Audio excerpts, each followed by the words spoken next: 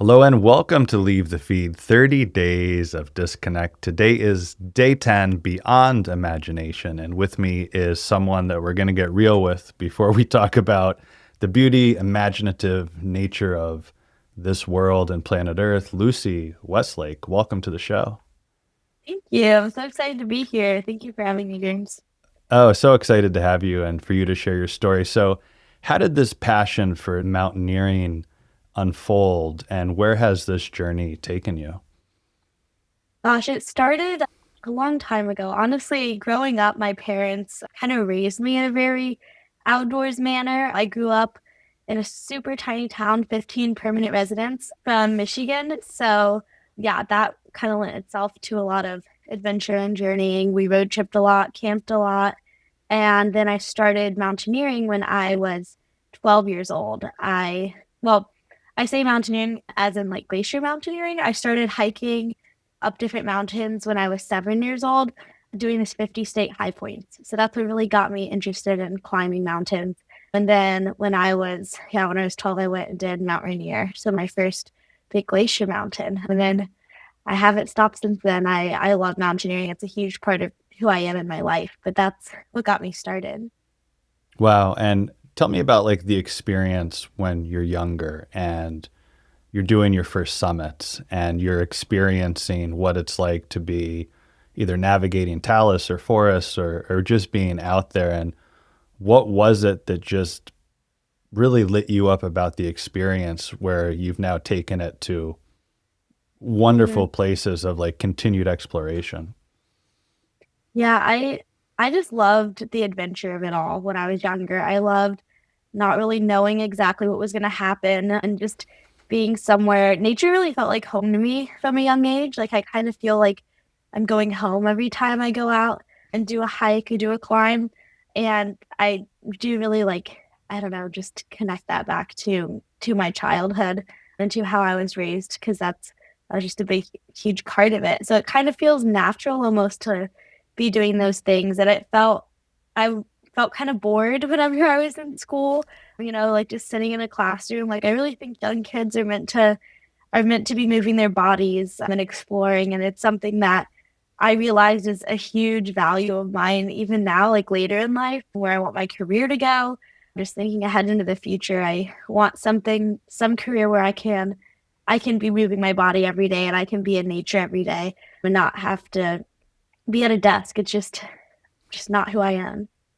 It's making me want to break free from this chair right now and get outside. But, you talk about that feeling of being home when you're out there and out in nature. Are there specific hikes or mountains or routes that you go on regularly where you say, like, oh my gosh, like this just feels awesome? Like, what are those hikes for you?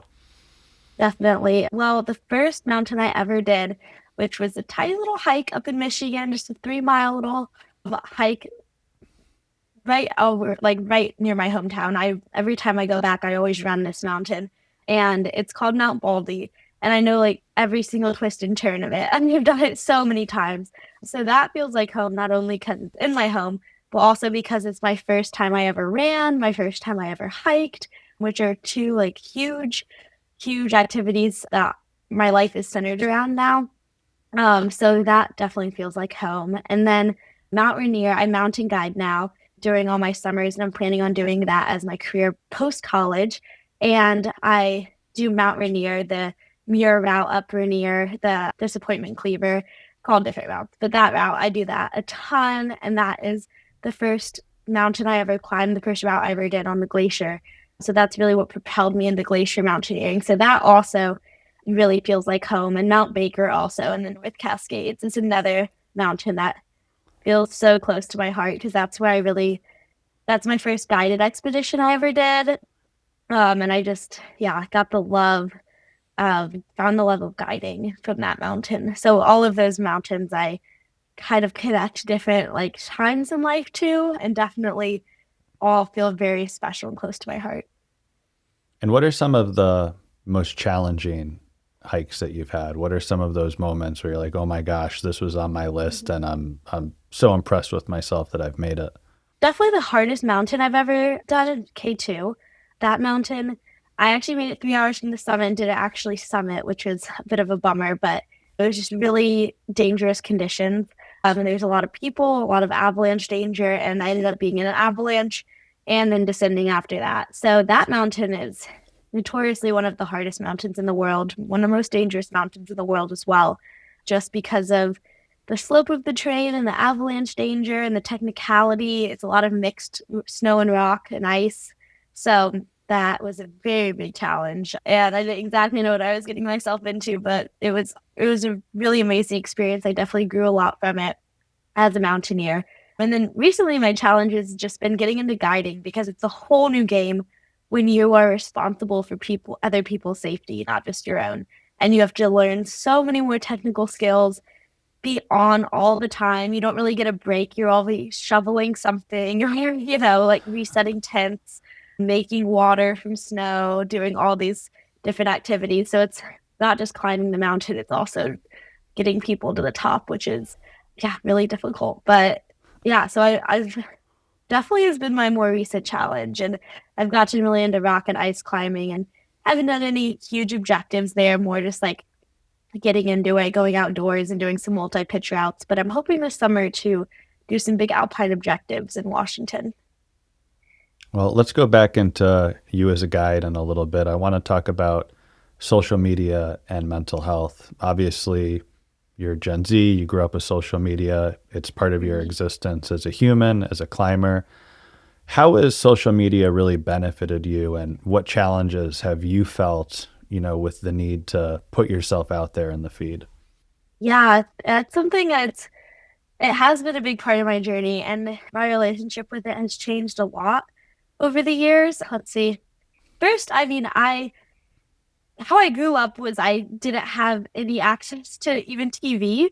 My family was like the last people to get iPhones. We all had flip phones. I didn't have a phone until I was in eighth grade, and I begged my parents because I actually got lost in the woods, and then they were like, "Okay, you need to have a phone."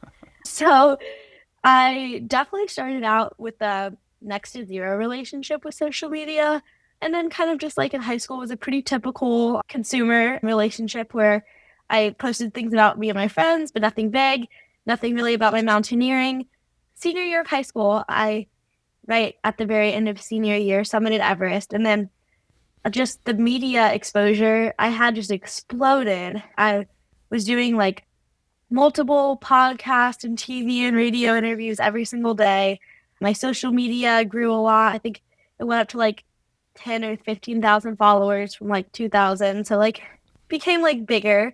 And I kind of was like, oh, maybe this is something that, it would be cool to monetize. And I was an umpire in high school. So I had like no income stream basically. So I'm like, oh, this would be pretty cool if I could like make money off of social media and things I'm already doing, I already love to do. So I did trying to do that. I tried to document different climbs I did, and I was a really competitive runner. I was going into college for running, so I decided to try to like market that platform as well. And I did pretty well. Like grew my following to like over 30,000 followers, but I just like didn't like what I was doing at all. It became the point where I was just constantly like thinking about what would be good footage in my life. And I just hated it. It was something I really did not enjoy doing. And I kind of like went back and forth. I was like, oh, I'm going to take a break, maybe come back to it.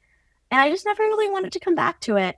And I do think like sometimes I come across things that I think would really benefit the people that follow me, and I do post those things, but no, I'm not really focused on like growing my following, not really focused on monetizing it. I don't really do brand deals and things like that. I post brands if I really enjoy them, but not really for money. And I don't know, it stresses me out. Like it makes me so anxious and stressed. Like this idea of like monetizing through Instagram. Like I do want to monetize mountaineering. I'm going into guiding, and that's what that is. But it's just monetizing it in a different way. And it's a way I enjoy a lot more. So yeah, now I just kind of post on social media for fun, whatever I want, with really no agenda, which I really enjoy doing it that way. Yeah, I applaud you for that because it must have been a totally different experience before you had that level of fame from doing Everest and all that media exposure. And you're hiking and it feels like home. And then when now you're out there and you're in nature and you feel this obligation to capture Mhm. footage, what did you feel like it took away from you, by directing your consciousness to like the digital device? I felt like it took away my authenticity. I felt like I went from going into the mountains because I loved being there, and I just, it felt like home. It was all these like amazing things to me, this place I loved, and then it felt like I was then going there just to get content and to like grow my following and things like that. And I was like, oh, I need to do a mountain now because I don't have enough footage anymore. And like things like that. And it just, yeah, it didn't feel like I was authentically climbing because I just love to climb anymore. It felt like there was a agenda to it. And it took away my enjoyment of it a lot. Now, this whole section's about beyond imagination and going out into nature and really just taking time, like you're saying, to soak it all in. And, you know, I'm sure you get a euphoric rush from the hike itself, the adrenaline, the physicality of it. Looking at the beautiful landscapes that you've seen, the highest peaks of all the 50 states, what do those moments mean to you when you're an explorer of Earth and seeing it from such a unique vantage point that so few people ever get to see? It's amazing. There's nothing like it. It's really addictive almost. Like you go back to regular life and it's not that things seem dull. Like I feel like I have learned to appreciate the beauty in the small things too, just of regular life. But it's just this huge grand scale that is just like hard to even comprehend when you're out there. Like if you ever gone to like Yosemite or a Grand Canyon or like a beautiful national park like that, it's kind of like that, but imagine there's no one around you and no one else really like knows or about it. So it is just this very unique thing. And it is something that it is very fun and fulfilling to share, but in a way that's not like pressure to like monetize and pressure to continue to make content no matter what. Like it's really nice to just authentically be like, oh wow, this is beautiful. People would love seeing this and put it out there. Or just capturing it for your own memory. Like maybe the photo doesn't usually do it justice. Like it's always way more beautiful in person, but it's nice to just have I love looking through my camera roll and just seeing those times and remembering how it felt. Yeah, it's so special. Now, as a guide, when you're taking people out, what's their digital dependence like? What's their disconnection journey like? Is it something that you Mhm. promote with them? Is it something that they struggle with as they're out with you on these hikes? Yeah, that's a good question. It's really all over the board, super different depending on the client. And I try not to really meddle with what they want to do. Like for some people, this is well, for all people, it's a vacation, and for some people, it is like a time where they just want to like disconnect and forget about the world and just be in the present moment. For others, it's something that like an accomplishment that they worked so hard for, trained for. They want to document it. They want to like share it with their friends and family. And I think that's totally fair too. I love both ideas. I think are amazing. And I don't think one's better than the other. I think there is like a total sense of being very disconnected no matter what you do. Like people are really only pulling out their phones to take photos because there's just not time to do other things. I mean, you're climbing for 16 hours on an on summit day. Like we don't allow people to take out their photos and stop and like you got to keep the schedule, you got to keep the pace. So there is this kind of just ingrained pace that doesn't allow you to really be on your phone much.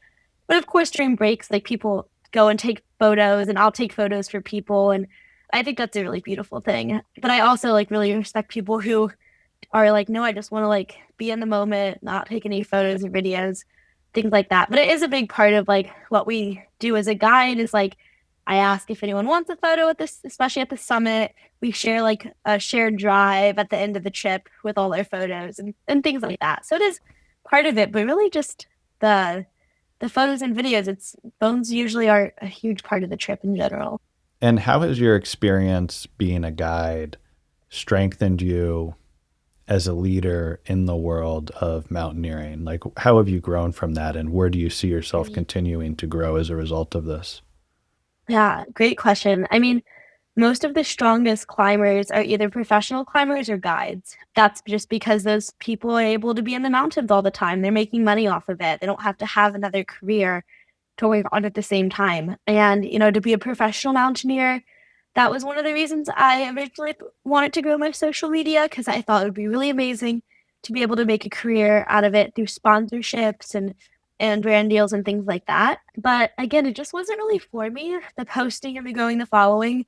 I realized I would rather enter into a professional career in a different way, and it's allowed me to gain so much mentorship, find so many climbing partners, because mountaineering isn't you can't do it alone. Like, when you go over crevasses, you have to have climbing partners, at least you should have climbing partners. So it's a very social sport in the fact that you need other people to do it. So that was always something I really struggled with finding, being from the Midwest and not really growing up around people who climbed. So mountain guiding has not only allowed me to just be in the mountains more, get stronger, learn more technical skills by being in them more, but also just to find people to be awesome climbing partners to do really cool objectives with, which is something that is amazing and has held me back for a long time. So I'm very thankful for that.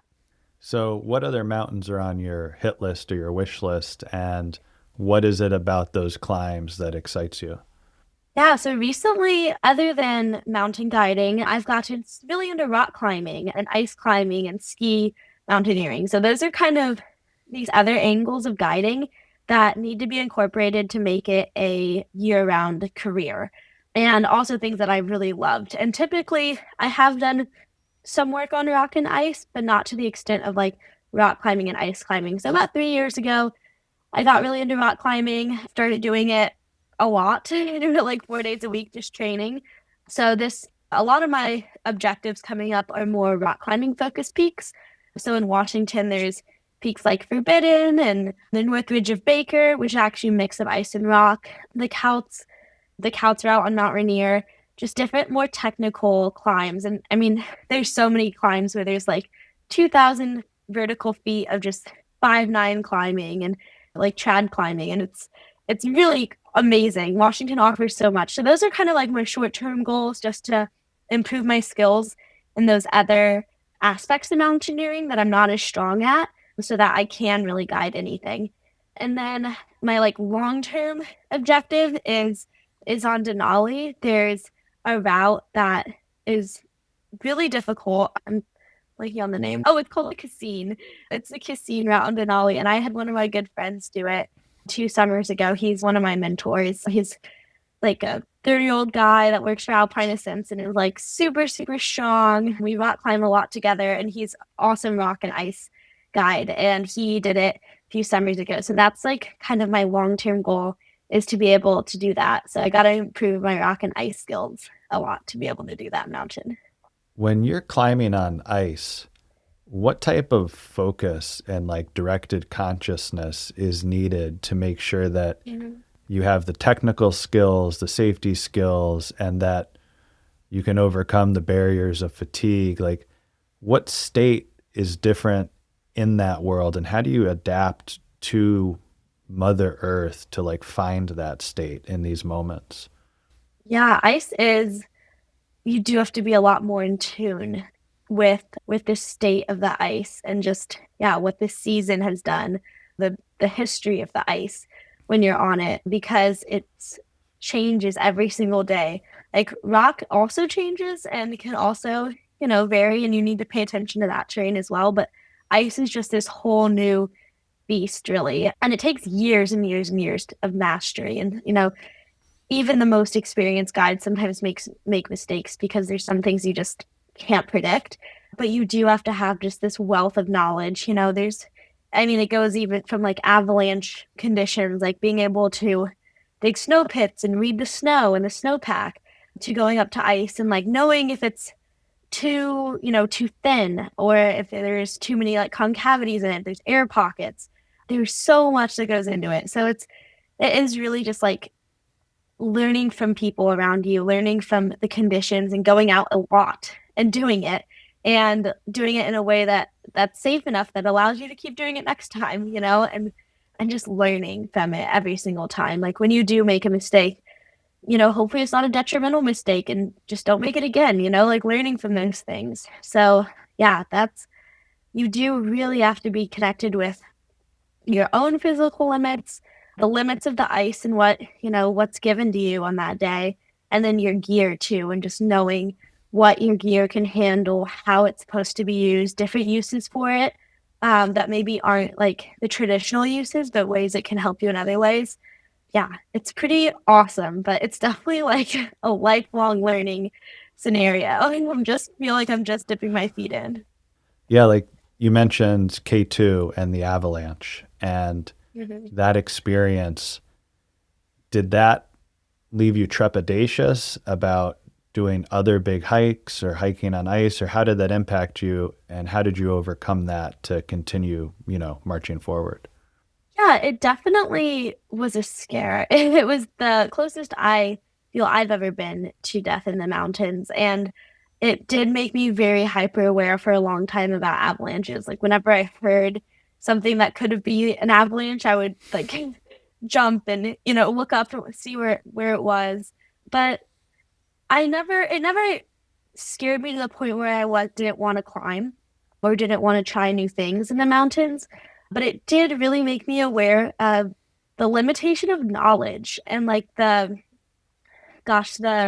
herd mentality on some of the bigger mountains, especially the 8,000-meter peaks. Like there is so much pressure to summit on those mountains because clients have put in so much money, so much time, so much effort to get there. And there's bonuses that are, given if your Sherpa gets you to the summit. And a lot of just factors that put so much pressure on summiting that unsafe decisions are made up there. And there's almost like, you think you up there, there's like the best of the best mountaineers, and then you just assume that someone will be able to know what they're doing, or someone will, if you fall into a crevasse, someone will have that equipment to rescue you even if you're not carrying it. And then if everyone's thinking like that and no one ends up actually bringing it, that's a big issue. And that's something that I saw for the first time on K2, and I like paid attention to and tuned into, and it did really make me want to be I don't want to say self-sufficient because you do always need like partners to keep you safe, but have the knowledge to be able to keep myself and my partner safe. And if a situation does arise, be able to handle it, not just blindly rely on other people and assume that there's the gear and knowledge out there to handle the situation. So it definitely made me a lot more cautious in those ways of climbing. But I definitely think it was a great thing that happened because, I'm sure someday I'll run into a scenario where, that herd mentality will come into effect, and I'll be the only one who is bringing the correct gear and things like that. So yeah, I definitely learned a lot. It did make me more cautious in some ways, but not in the fact of like not trying new things. Now, right now, there's some people listening that are experiencing maybe a different type of avalanche, and it's the avalanche of social media. And they're choosing to go on this disconnection journey or listening, just trying to get some more tips on how do I have a healthier relationship with social media. What Mhm. would be your encouragement for anyone that feels lost in the feed, maybe has lost their authenticity and needs to reconnect with themselves and with nature, and might feel that, summiting K2 is probably out of reach, but how can they Yeah. do like the little things that give them that feeling that you get every time that you quote unquote get to your home in nature? Well, I'm definitely subject to, all the things that social media, like the addiction it brings and things like that. There's some times where I definitely notice that I'm like addicted to scrolling on Instagram and things like that. And whenever I do, what always like kind of helps me reset is just kind of like going on a trip for like 4 days where I don't have access to internet, or I just like, I don't know, I put my phone on airplane mode and tell people I'm not going to really be in touch. And I feel like that always just like resets me. Like, even if, I go back to my day to day life, I do use my phone, I do use Instagram. it just feels like I've kind of like cold turkeyed it for a bit, and it allows me to have a much healthier relationship with it going forward. Because usually I feel a lot better and more happy when I'm not using it. It just like I don't know, it just makes me feel more productive and better as a whole. And I don't think like you should go into it thinking that you're gonna have some big revelation or putting too much pressure on it, but just like enjoying not having it and like maybe testing yourself for a bit and seeing if you can do it and just enjoy kind of where you are. And I still take photos and things like that. I just don't go on social media and I don't text people as much. I think there's a lot of pressure to respond to texts as soon as we get them. And sometimes like that gives me so much anxiety. So sometimes I'm just like, okay, I need to just like not worry about it. Like if it's an emergency and like my mom really needs to get into contact with me or something, yes, like I'll answer it, but like just not really feeling that pressure to answer. And it's so healing. I really love it. And it doesn't have to be like you go somewhere without internet. You could just like choose to take a hike every day for like a few hours or go camping overnight for like one night and turn off your phone for those 2 days or something like that. Like it really, yeah, it really helps a lot. Well, thank you so much. It's been so inspiring listening to your story. I love your insights and your perspective on conscious social media consumption. And congratulations on all of your achievements. You've been such a phenomenal guest, Lucy. Thank you so much. Yeah, of course. It was great talking with you. I hope some people find some help in what I said. And for those of you listening, share Leave the Feed with a friend. Don't be afraid to disconnect and have an epic day.